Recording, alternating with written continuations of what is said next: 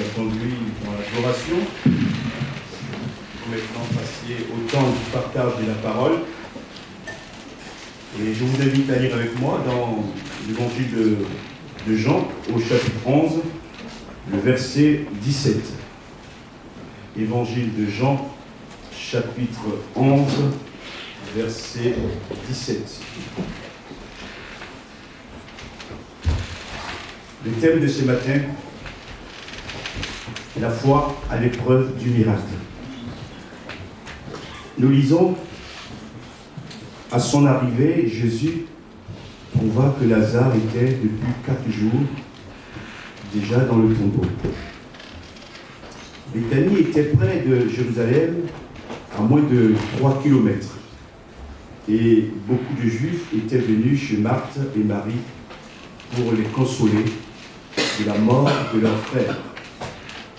Lorsque Marthe apprit que Jésus arrivait, elle alla à sa rencontre, tandis que Marie restait assise à la maison.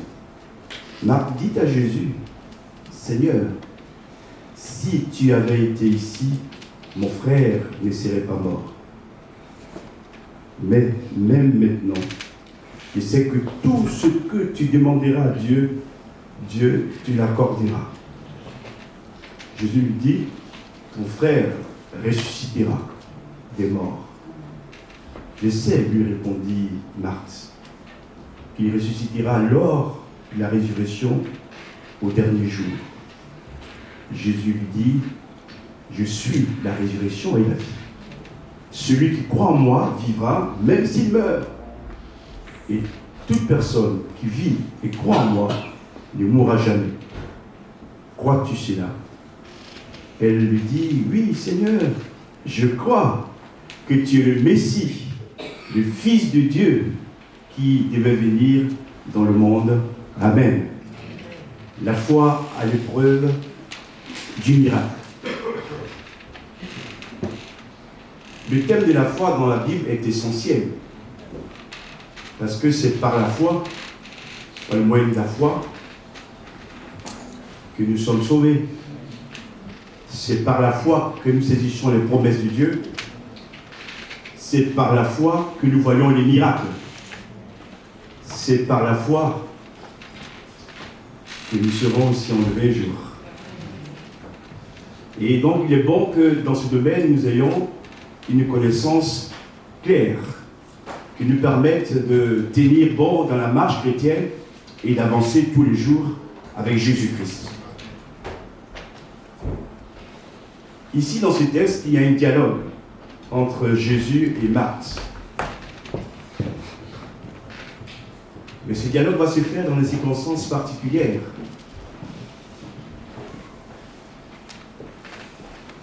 Parce que il y a un mort. Premier point, Marthe, bouleversée dans sa condition humaine.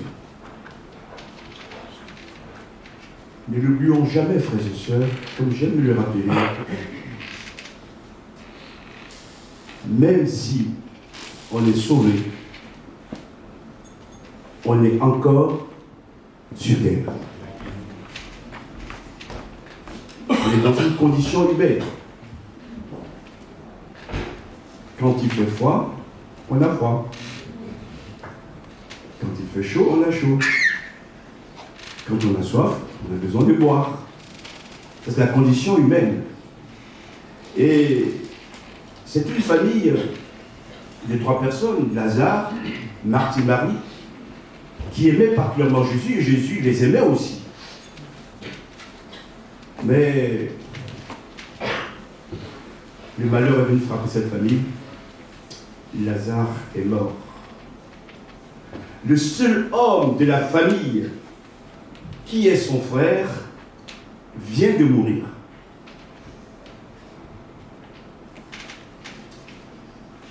Ce n'est pas comme aujourd'hui, il y a des possibilités d'aide multiples. À l'époque, ce n'était pas ainsi. Et donc l'homme dans la famille était un élément essentiel. sans minimiser le travail des femmes. Donc, pour elles, c'est difficile. Le seul homme, le seul frère qu'elles ont vient de mourir. Elles se retrouvent à deux. Des personnes viennent les consoler parce que Béthanie est environ 3 km de Jérusalem. Comme pour nous aussi, dans nos malheurs, des hommes, des personnes viennent nous consoler. Et ce n'est pas toujours suffisant. Je me répète en disant que nous sommes dans un environnement de deuil. Lazare est dans le tombeau depuis 4 jours et son corps sent déjà. Et c'est dans ces conditions particulières que Jésus va entamer ce dialogue avec Marthe. Deuxième point du message, la rencontre avec Jésus qui bouleverse sa foi. D'abord, dans sa condition humaine, Marthe souffre de cette séparation, mais dans sa foi aussi, elle est bouleversée. Il y a des choses qu'elle va apprendre auprès de Jésus. Nous assistons là, frères et sœurs, à un cours entre Jésus et Marthe. Jésus le maître et Marthe l'élève. Et on va en tirer des enseignements particuliers pour nous-mêmes, pour chacun de nous. Ce que je voudrais dire déjà, c'est que, bien sûr, la mort a frappé. Mais Jésus, pour lui, le plus important, c'est d'éclairer et de faire grandir Marthe dans sa foi. Et parce que c'est la base. Et c'est Marthe même qui enclenche la conversation avec Jésus. Et elle va lui dire ces paroles. Seigneur, si tu avais été ici, mon frère ne serait pas mort. Si vous m'avez bien suivi, la foi proclamée ici de Marthe se résume à la présence physique de Jésus. Il y a des miracles, ou il peut y avoir des miracles, que si Jésus est présent physiquement. Et comme il n'était pas physiquement, la mort a frappé. Et je voudrais nous faire comprendre, frères et sœurs, que très souvent, nous réunions notre foi à une forme matérielle. Et Dieu veut nous amener à aller beaucoup plus loin. Jésus dira lui-même d'ailleurs, heureux ceux qui n'ont pas vu, mais qui ont cru. Amen. Des fois, avant de croire, on veut d'abord voir. Ce matin, j'aimerais te dire que le Seigneur Jésus-Christ peut toutes choses. Il est grand. Ne le limite pas au physique. Jésus est Dieu. Jésus est grand. Et que ce matin, ce qui t'empêche de voir le miracle dans ta vie soit brisé dans le nom de Jésus. Seigneur, fais grandir notre foi. C'est Marthe qui enclenche donc la conversation. Et elle va ajouter ceci. Mais même maintenant, tout ce que tu demanderas à Dieu, Dieu te l'accordera. Dans sa connaissance, sa théologie, il y a des va-et-vient. Là maintenant, dans cette partie du message que je vais de vous lire, elle confesse une forme de foi. Elle dit que même maintenant, tout ce que Jésus demandera à son Père, à Dieu, Dieu le lui accordera. Est-ce que lui dit pour que Jésus prie pour la résurrection du corps de son frère? ou est-ce qu'elle exprime une idée générale de la foi? Mais ce qui est extraordinaire, ou qui est touchant, c'est qu'elle confesse quand même à son niveau que les prières de Jésus ont toujours une efficacité. Amen. Quand Jésus prie, la chose se réalise. Et peut-être que parfois aussi, nous n'avons pas toujours trouvé les mots qu'il faut. Mais je vais dire à quelques-uns ce matin, sinon à tous, nous avons un intercesseur, son nom c'est Jésus, qui prie pour nous. Et tout ce qu'il demande, Dieu le lui accorde. Amen. Merci Seigneur pour cette prière. La réponse de Jésus est celle-ci. Ton frère ressuscitera. Ton frère ressuscitera. Le verbe est au futur. Et j'ai ajouté ceci.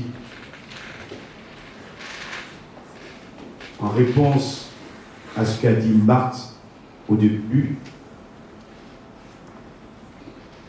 Jésus peut dire ces paroles, même si je ne suis pas venu plus tôt, je peux toujours vaincre la mort. Amen. Des fois, on est pris par le temps. Et le temps peut occasionner en nous beaucoup de difficultés, de problèmes à saisir la victoire. Mais Jésus nous rappelle ici, même si Lazare est mort, lui peut encore agir en sa faveur. Et je verrai quelque chose de très important sans vous bousculer. Quand on prie pour la guérison et que le mal s'empire, quand on prie pour que Dieu bénisse et qu'à la place on voit se succéder toutes sortes de catastrophes, qu'est-ce qu'on fait? J'aimerais te dire, mon frère, ma soeur, malgré la douleur qui grandit, malgré le mal qui prend place, Jésus nous permet de vivre cette expérience pour que nous puissions dépendre entièrement de lui et enfin de crier à lui pour voir sa gloire. Amen. Il y a une don qui a parlé de la bonté de Dieu. Cette bonté de Dieu, parfois, ne nous épargne pas les larmes ou les épreuves. Mais ce qui est extraordinaire, c'est qu'à chaque fois, il vient sécher nos larmes. Il vient nous apporter sa victoire. Alors ce matin, mon frère, rien n'est encore perdu. Jésus est avec toi. Prends courage et continue la marche. Ton frère ressuscitera. Elle va répondre, je sais qu'il ressuscitera au dernier jour. Quand Jésus dit ton frère ressuscitera, Jésus pense à une résurrection qui va venir très vite. Mais Marthe, dans ce qu'elle sait, ce qu'elle a reçu comme enseignement en tant que femme juive, elle sait qu'il y a la résurrection des morts. Mais au dernier jour, donc elle pense à une résurrection dans un temps très lointain. Donc Jésus et elle ne disent pas la même chose. Et il peut y avoir aussi, dans notre conversation avec Jésus, dans notre formation avec Jésus, des choses que Jésus peut nous dire, mais qu'on ne comprend pas toujours. Parce qu'on n'a pas son niveau. Ou on n'est pas arrivé à un certain niveau. On ramène tout à ce que nous on sait. Et je loue cette femme, mais on voit aussi que dans sa foi, il y a une certaine carence. Comme dans nos vies aussi. Il peut y avoir des carences au niveau de notre foi. Et Jésus vient pour nous éclairer, nous enseigner pour purifier notre foi, pour que notre foi soit une foi efficace, une foi forte, qui grandisse et qui saisisse les grâces de Dieu. Elle répond à Jésus avec sa connaissance.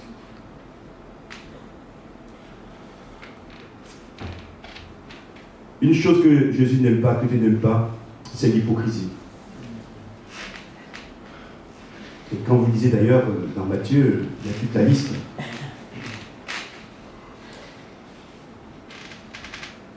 Parce que l'hypocrite, il porte des masques, il donne des apparences. Et cette femme, ici, elle répond à Jésus avec sa connaissance sans faux fuyant. C'est beau, hein? Jésus parle, et elle répond avec ce qu'elle sait.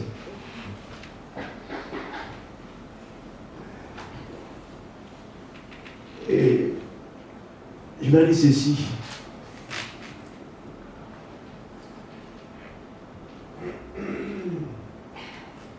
Les femmes ont quelque chose de particulier au niveau de la sensibilité.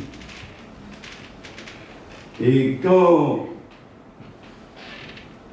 je vous dis ces choses, je pense à une autre femme, Marie de Magdala, qui a été la première ou le premier témoin de la résurrection. C'est une femme. Je dirais, c'est pas pour rien. Parce que là, Marthe se livre totalement. Elle dit ce qu'elle sait. Elle ne fait pas semblant.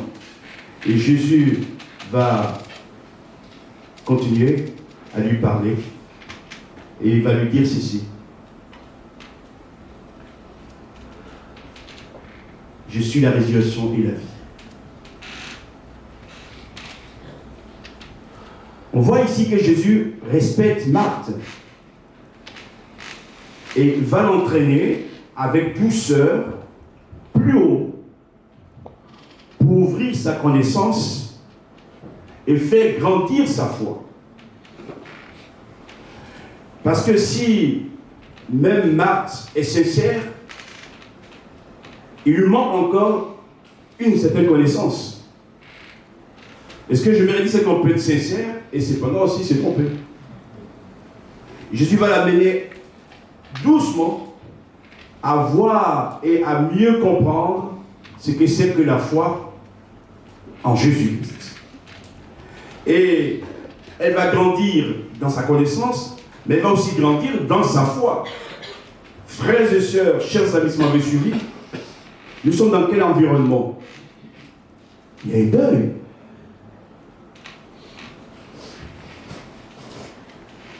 Est-ce qu'on a besoin de ces choses?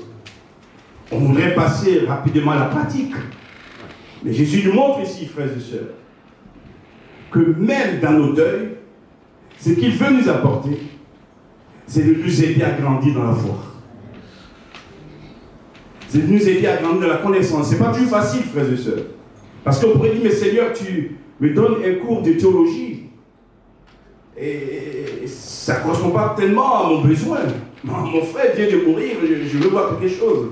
Mais Jésus va l'entraîner progressivement des enseignements qui va élever son âme. Pour qu'elle puisse vivre l'épreuve de la bonne manière. Seigneur, merci. Et Jésus déclare, je suis la résurrection et la vie.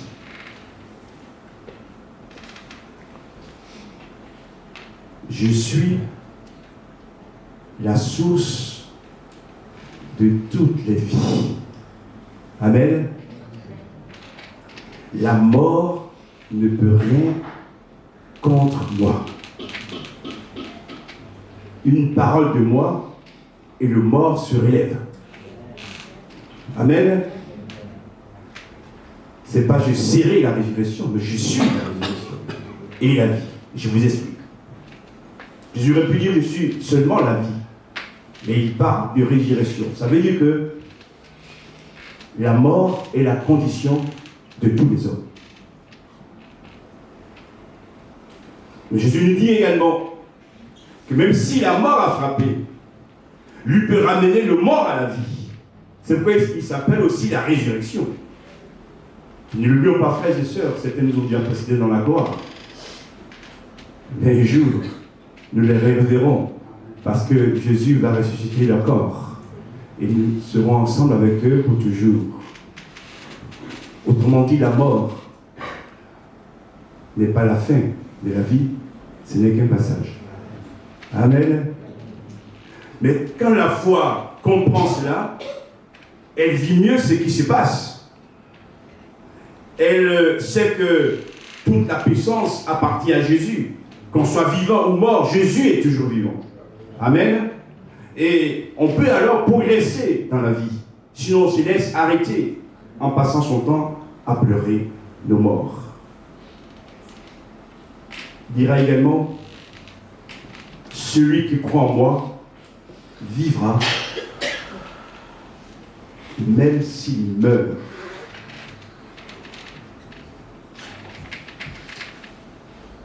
Des fois, il y a des enseignements qui nous surprennent. Parce que si on ne lit pas bien le verset, comme le font certains, qui vont dire que un chrétien ne meurt jamais. C'est pas ce qu'il dit, hein. On peut être chrétien, croyant, et mourir. Et la mort fait partie de la condition humaine. Donc il y a des choses qu'il faut aussi accepter par la foi. Mais en même temps, ce qu'il déclare ici, qui est fort, c'est qu'il dit, celui qui croit en moi vivra même s'il meurt. Autrement dit, la mort n'est pas la limite. La mort n'est pas une limite. La mort n'est qu'un passage. Que ce soit dans la mort ou dans la vie, Jésus règne toujours.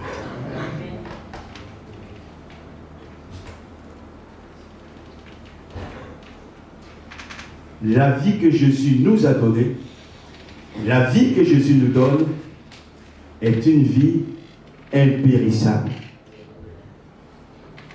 Vous avez compris? La mort ne peut pas nous enlever la vie que Jésus nous a donnée. Cette vie est plantée en nous pour toujours. Qu'on vive ou qu'on soit mort, la vie de Jésus est toujours en nous. Gloire à Dieu. Et que ce matin, par ces paroles, nous soyons encouragés les uns et les autres. Et Jésus dira, pour finir, toute personne qui vit et croit en moi ne mourra jamais. Là encore, il fait mention de la foi. Il dit ceci, toute personne qui croit en moi, qui place sa foi en moi, ne mourra jamais. Bien sûr, je l'ai dit, Jésus est la source de toute vie. Vous voyez que la foi est une clé qui nous permet de traverser la mort. Si pour nous, la mort c'est la fin de tout, on sera les hommes ou les personnes les plus malheureuses. Et si on sait que la mort n'est pas la fin, mais quel passage, la foi nous permet de saisir qu'à la croix, Jésus est mort, mais qu'il est ressuscité. Et que c'est lui qui nous donne la vie pour toujours. C'est pourquoi nous disons que le cadeau que Dieu nous donne, le cadeau par excellence, c'est la vie éternelle. Amen. On peut tout perdre. Et cette vie éternelle que Dieu nous a donnée, personne ne peut nous l'enlever. J'ajouterai néanmoins, à condition qu'on reste dans sa voie. Tout est possible à celui qui À Dieu, rien n'est impossible. Il y a toujours la part de Dieu. Il y a toujours notre part. Si nous croyons sa parole, ses promesses, si nous ne passons pas une expérience difficile, que nous mettons en lui notre foi, tout nous sera possible. Parce que Jésus est avec nous. Conclusion. Après cet enseignement qu'il apporte à Marthe, il va lui poser une question très courte. Crois-tu cela? C'est la synthèse ou la conclusion de l'enseignement. Jésus vient de le donner. Jésus le ramène encore à la foi. Voilà tout ce que je viens de te dire, de t'enseigner. Est-ce que tu crois à cela? Elle va répondre, parce qu'entre-temps, elle a grandi. Elle a saisi la promesse. La lumière l'a éclairée. Et elle dit ceci: oui, je crois, Seigneur, que tu es le Messie. Ça va au-delà de la résurrection de Lazare. Elle confesse que Jésus est le Messie. À l'époque, c'était extraordinaire. Les Juifs attendaient les Messies.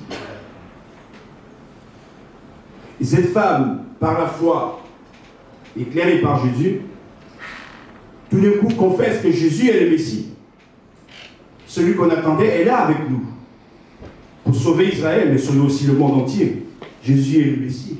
Et elle va aller beaucoup plus loin dans sa foi. Elle allie foi et connaissance. Elle va nommer Jésus le Fils de Dieu. Je voudrais vous dire que pour les Juifs et pour les musulmans, Dieu n'a pas de fils. Proclamant et confessant que Jésus est le Fils de Dieu, c'est vraiment par la foi. Amen. Je l'ai rendu compte, je l'ai fait moi aussi. Elle n'a pas besoin de faire des cours extraordinaires de théologie. Mais elle-même, à son niveau, déjà a compris des choses. Mes frères et sœurs, la prière. Merci Seigneur pour l'Église, pour l'enseignement, la parole de Dieu que vous recevez. Mais le plus important, c'est ce que Dieu vous révèle sur sa personne et que vous confessez. Amen. D'avoir une relation intime avec Dieu. Et elle va grandir. Jésus est le Fils de Dieu, elle le dit, avec foi. Et il va ajouter qui devait venir. On pourrait dire que la boucle est bouclée. Elle a été bien enseignée, elle a compris la leçon et elle confesse Jésus comme le Messie, le Fils de Dieu. Belle confession de foi. Et pour terminer, j'ai écrit ceci. La foi de Marthe avait besoin d'être affermie et épurée. Le tout n'est pas de dire j'ai la foi. Il faut que cette foi soit épurée pour qu'elle s'affermisse. Que cette foi soit éclairée par la parole de Dieu, par la force de l'Esprit de Dieu, pour la rendre vie en nous. J'aurais pu continuer la lecture de ces textes jusqu'à la résurrection de Lazare. Donc on sait que Lazare est ressuscité par la puissance de l'Esprit de Dieu. Écoutez bien. Il n'y a pas dans ce texte que la résurrection de Lazare, où le texte ne parle pas que Lazare seul ressuscite. Ça va beaucoup plus loin. Finalement, la résurrection de Lazare, c'est la foi qui a été mise à l'épreuve du miracle. Mais le plus important, c'est que la foi de Marthe aussi est ressuscitée. Amen. Là où on aurait pu être focalisé uniquement sur le corps de Lazare qui est mort, Jésus ramène Marthe à la guérison de sa foi. Parce qu'il faut continuer la marche. Ce matin, je prie qu'au-delà des grands miracles que nous attendons, que Dieu ouvre nos yeux pour que notre foi ressuscite dans les morts. Parce que parfois, la foi de l'Église est au ras des pâquerettes. La foi est au ras des pâquerettes. Jésus lui dit, celui qui souffre autour de toi, les problèmes qu'il y a autour de toi, ne t'en fais pas. Avant de m'occuper d'eux, j'aimerais d'abord m'occuper de toi. Pour guérir ta foi, pour guérir ta vue, pour t'enseigner, que tu grandisses dans la connaissance. Et quand ces choses sont faites à nous, frères et sœurs, même quand dans un environnement hostile, tout autour de nous devient lumière. La mort est vaincue. La puissance de Jésus va nous régénérer et nous permettre d'avancer. Que ces paroles, ce matin, nous fassent saisir les réalités de la parole de Dieu. Et que notre foi ne défaille pas. Et que dans ce monde de plus en plus confus, que notre foi grandisse. Que nous attachions au Seigneur Jésus-Christ. Et qu'il nous donne de vivre de nouvelles victoires, de nouvelles espérances en cette année 2025. À lui soit la gloire, à lui la louange, au siècle des siècles. Amen. Merci.